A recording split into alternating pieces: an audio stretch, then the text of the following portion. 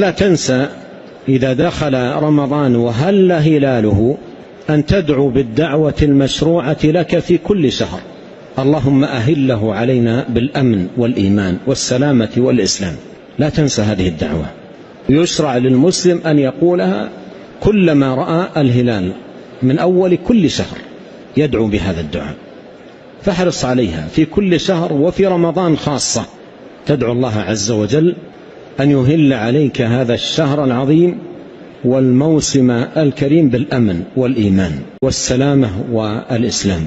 باب ما يقال عند رؤية الهلال. عن طلحة بن عبيد الله رضي الله عنه أن النبي صلى الله عليه وسلم كان إذا رأى الهلال قال: اللهم أهله علينا بالأمن والإيمان والسلامة والإسلام، ربي وربك الله، هلال رشد وخير.